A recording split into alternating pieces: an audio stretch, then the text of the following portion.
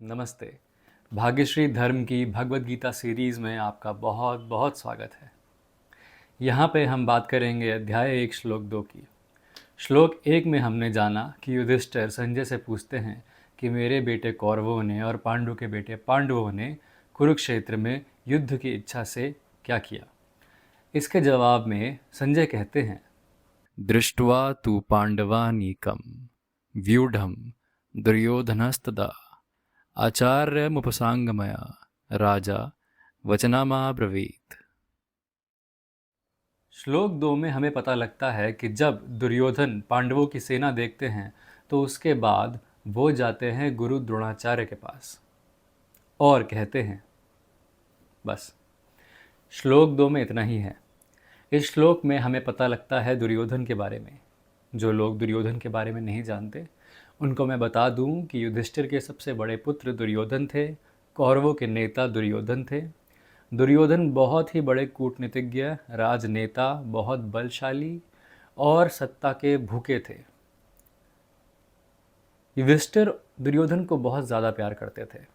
कहते तो ये भी हैं कि दुर्योधन के लिए युधिष्ठिर के मन में इतना प्रेम था, इतना स्नेह था कि वो हमेशा उनकी गलतियों को अनदेखा कर देते थे, शायद जिसकी वजह से वो इतने बड़े अधर्मी, इतने बड़े पापी भी बने। लेकिन जब वो पांडवों की सेना की व्यू रचना देखते हैं, उनकी फॉर्मेशन देखते हैं, तो वो अचंभित हो जाते हैं, वो शॉक हो जाते हैं। उनको शायद डर भी लगता है। वो ये सोचते हैं कि पांडवों की सेना तो कमज़ोर थी, वो तो वीक थे, तो फिर उनकी सेना इतनी बड़ी कैसी मालूम पड़ती है अब यहाँ पे। हमारे ही सामने पांडवों की सेना इतनी भयंकर कैसे मालूम पड़ रही है अब। इस वजह से उनका दिल थोड़ा बैठ जाता है और वो जाते हैं गुरु द्रोणाचार्य के पास, जो कि एक आदर के पात्र हैं।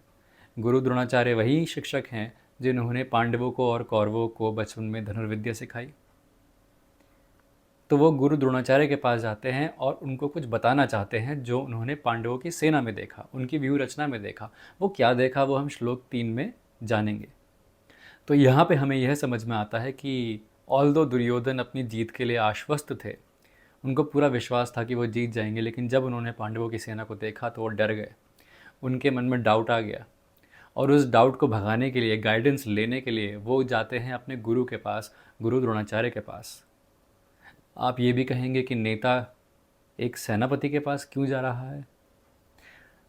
इसका आंसर ये हो सकता है कि गुरु द्रोणाचार्य आदर के पात्र हैं, इज़्ज़त के पात्र हैं और उनसे गाइडेंस लेना दुर्योधन के लिए कोई नई बात नहीं है और उनसे गाइडेंस लेने के बाद वो छोटे नहीं हो जाएंगे। दूसरा, दुर्योधन चाहते हैं कि वो गुरु द्रोणाचार्य को दें एक पर्सनल मोटिव लड़ने के लिए।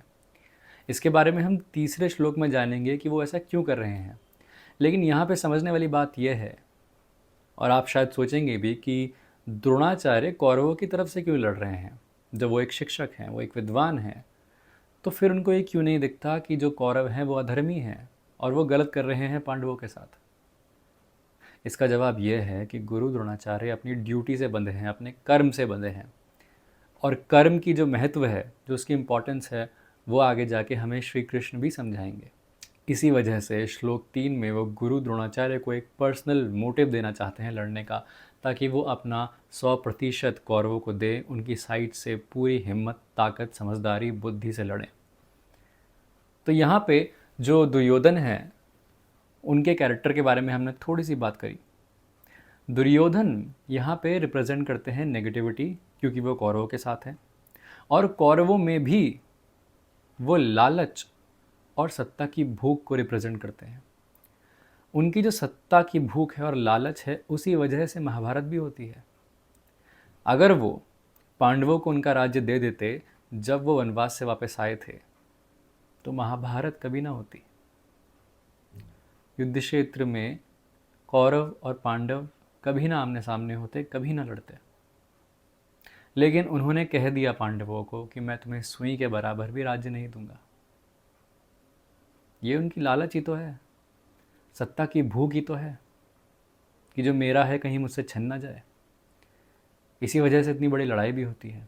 तो यहाँ पे अगर हम दुर्योधन के कैरेक्टर की बात करें, उनकी पोएटिक वैल्यू समझे कैरेक्टर की, तो दुर्योधन लालच और सत्ता की भूख को ही दर्शाते हैं, जो कि दो बहुत बड़ी नेगेटिविटी हमारे अंदर होती है। दूसरी ओर गुरु द्रोणाचार्य हैं। गुरु द्रोणाचार्य अपनी ड्यूटी से बंधे हुए हैं। वो लड़ ज़रूर रहे हैं पांडवों के साथ, लेकिन उनके पास कोई पर्सनल मोटिव नहीं है उनसे लड़ने का। वो उनको बेइज्जत नहीं करना चाहते। वो सिर्फ अपना कर्म कर रहे हैं, अपना काम कर रहे हैं। He is showing his loyalty to the throne. तो यहाँ पे हमें एक और चीज़ समझ में आती है। जैसा कि हमने पहले ये बात करी थी कि जो पांडव हैं उनकी तरफ अर्जुन हैं, और अपने ही भाई बंधुओं को देख के अर्जुन का मन बैठ गया, वो लड़ना नहीं चाहते। दूसरी ओर जो दुर्योधन थे वो भी लड़ने के लिए तैयार थे, लेकिन जब उन्होंने पांडवों की सेना देखी तो वो भी असमंजस में आ गए, वो भी डाउट में आ गए। अब उनका मन भी गाइडेंस के लिए तैयार है, वो भी चाहते हैं कोई ना कोई उनको समझाए इस मुश्किल घड़ी में। तो हम यहाँ ये देख रहे हैं कि दोनों तरफ के जो इम्पोर्टेंट कैरेक्टर्स हैं, जो दो बहुत ही इम्पोर्टेंट लीडर्स हैं, उन दोनों के मन में डाउट आ गया है। एक के मन में डाउट आया है ममता की वजह से, दूसरे के मन में डाउट आया है डर की वजह से।